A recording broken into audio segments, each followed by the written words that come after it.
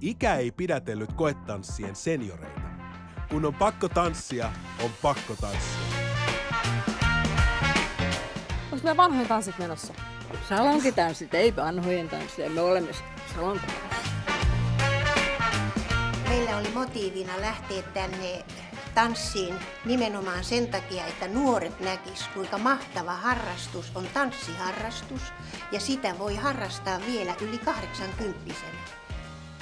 No, me ollaan Kontulan eläkeläis ry:n sumpaporukka, tai siis meillä on harrastetaan sumpaa ja siitä innostuneena me ollaan vähän tehty tämmöistä esitystä kanssa. Kyllähän me siihen ollaan valmistelut, ettei me varmaan kaikki kädet on ihan oikeassa kohdassa ja jalat oikeassa kohdassa, mutta se ei tahtia haittaa. Me mennään niillä avuilla, mitä meillä on ja miten me osataan.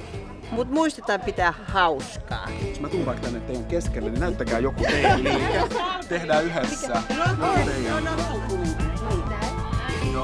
Osa vanhemmasta tanssiväestä suhtautuu tanssiin huumorilla ja ironialla. No niin, nyt tulee ryhdikäs rivi komeita herroja. Tulkaa ihmeestä ne lähemmäksi, älkää jääkö sinne nurkkaan. Ketäs te olette? Flying Zorbas. Flying Zorbas. Me pelataan kerran viikossa sellaista äijäsählyä. Ja me alkoi niinku jalat menee vaan silleen niinku ristiaskeleita niinku Zorbaksessa. Niin mä ajattelen, että tostahan mä koko näppäränä kaverina tanssiryhmä. Mikä on teidän tanssityylilaji, jos saa kysyä? Se on tämmönen vähän miksattu Zorbas-tanssi. Siihen tulee mukaan tiputanssia, twistiä ja egyptiläistä kansantanssia. Okei. Me jouduttiin kyllä tiputtaa pari tosi hyvää liikettä siinä matkan varrella, kun kaikki ei ihan päänyt semmoiseen asentoon. Ikinuoret kannustivat esimerkillään kaikkia tanssiharrastuksen pariin. No, me ollaan Rasmatas Leidit ja me ollaan tämmönen veteraaniryhmä ja me ollaan tullut tänne tanssimaan tällä kertaa hip-hoppia.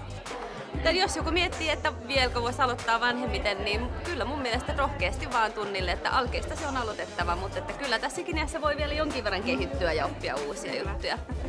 Vuoden verran ehkä hoppia edes yritelty, että enemmän ollaan sitten show-tanssiryhmä.